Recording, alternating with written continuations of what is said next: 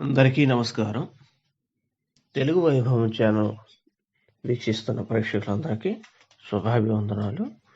ఈరోజు మనం 6వ తరగతి తెలుగు పాఠ్యాంశంలోని మేలుకొలుపు పద్య భాగానికి సంబంధించినటువంటి 8వ పాఠ్యాంశానికి సంబంధించినటువంటి అంశాలను గురించి తెలుసుకుందాం. ముందుగా పాఠ్యాంశంలో విషయాలని నేర్చుకుందాం. కాళిదాసాది సత్కవి పుంగవులగాంచి విద్యావతి అనన్నే వెలదియొప్పే రణసూరులకు కృష్ణరాయాధులను గని వీరమాతయన నేనారితనరే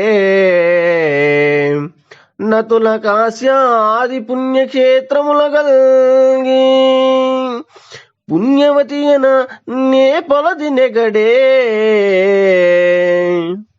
కోహినూరు మొదలగు మహిత మనులని రత్నగర్భయన నేరామ వెలసే అట్టి సద్గుణ సంఘాతయగ విధూర సన్నుత వ్రాత విపుల తేజస్సమేత బహుళ విఖ్యాత యాచక పారిజాత భద్రముల మీకొసగుగాక భరతమాత.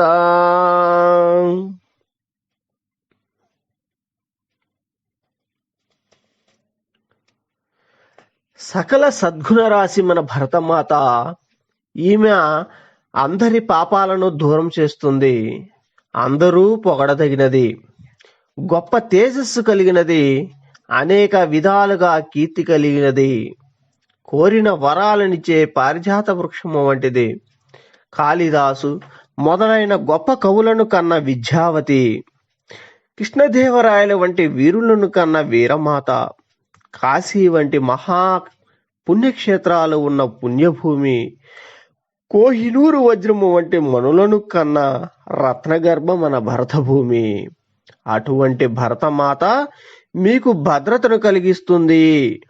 ఇది పై పద్యంలో చెప్పబడినటువంటి భావం. మరి రెండో పద్యానికి వద్దాం, దానిలో ఏముందో విషయం గమనిద్దాం. దీనజాతుల దుర్గతి గని గోషీలు భారతాంబం దుర్భర దుఃఖమనగు వరకు నిమ్నులు గురియు కన్నీటి మున్నీరు సంపూర్ణముగా ఇంకిపోవు వరకు అస్పృశ్యత బాడబాణల జ్వాలాధిగంత భూములకు సల్లారు వరకు జాతి భేది చిన్న సకలాంగ కంబులు సంచితాకృతి ధరించు వరకు ధర్మమునకు అడ్డుపడెడు మతత్రయం హైందవుల డెందముల నాశమందు వరకు ప్రదిత మంగళదత్త స్వరాజరథము తెంపు సాగింతురే భారతీయ హితులు.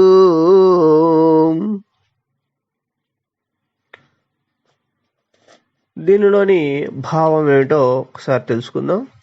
దీనులైన తన సంతానాన్ని చూసి బాధపడుతున్న భరతమాత బాధ తగ్గే వరకు శుభప్రదమైన స్వరాజ్య రథాన్ని ధైర్యంతో నడపాలి.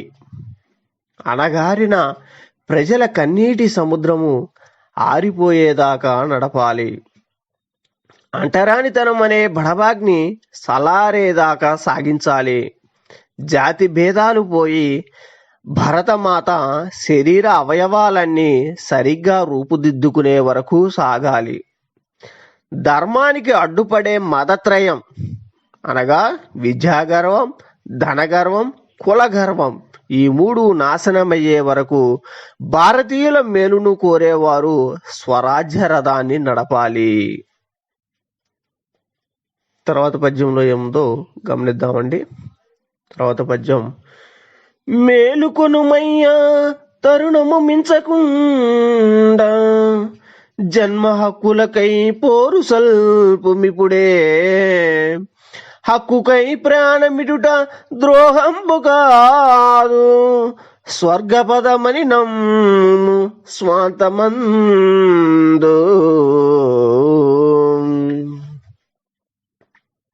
ఇందులోని భావము గమనించినట్లయితే, ఓ దీనజనుడా మేలుకో, సమయము దాటిపోనివ్వకో, ఈ దేశంలో పుట్టిన నీకు అన్నిటిపై అందరిలా హక్కులున్నాయి. ఆ హక్కుల కోసం పోరాడు. హక్కుల కోసం పోరాటంలో ప్రాణం పోయినా పర్వాలేదు, అదే స్వర్గం. దీనిని హృదయంలో నమ్ము. 4వ పద్యం అండి. 4వ పద్యంలో ఏమున్నదో ఒకసారి గమనిద్దాం.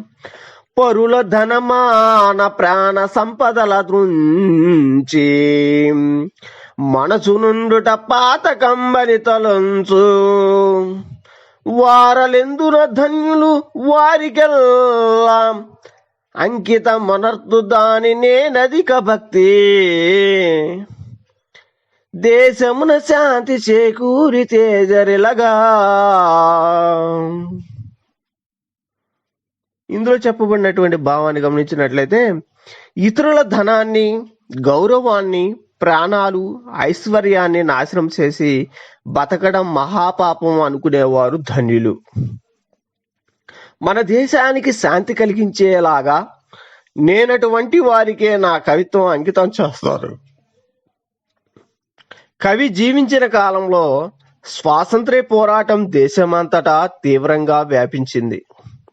త్వరలోనే స్వాతంత్రం వస్తుందని కవి నమ్మకం. అయితే ఈ పోరాట స్ఫూర్తి అధికారం మార్పుతో ఆగిపోకుండా దేశంలో వేళ్ళూనుకొని ఉన్న అసమానతలు అంతమయ్యే వరకు కొనసాగాలని కవి ఈ విధంగా కోరుకున్నాడు. ఇవి మేలుకొలుపు పాఠ్యాంశంలో ఉన్న 4 పద్యాలండి. ఆ 4 పద్యాలకు సంబంధించినటువంటి 4 భావాలు. ఇందులో భరతమాతను కీర్తిస్తూ మరి కవి దేశంలో ఉండేటటువంటి అశాంతి అనేటటువంటి తొలగిపోయి శాంతి అనేటటువంటిది వికసించాలని, అదేవిధంగా ఆ యొక్క భరతమాత తేజస్సు అంతా కూడా దేశమంతా కూడా వ్యాప్తి చెందాలని ఇందులో కుసుమ ధర్మన్న గారు ఇందులో గొప్పగా ఈ పద్యాలలో వివరించి చెప్పడం అనేటటువంటిది జరిగింది. ఇది ఈ పాఠ్యాంశానికి సంబంధించినటువంటి వివరణ.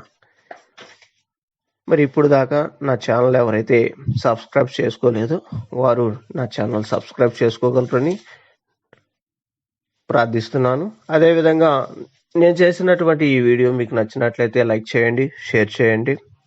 అదేవిధంగా మీ అమూల్యమైనటువంటి సూచనలు, సలహాలు అందజేయగలరని ప్రార్థిస్తున్నాను. Thank you. ధన్యవాదాలు.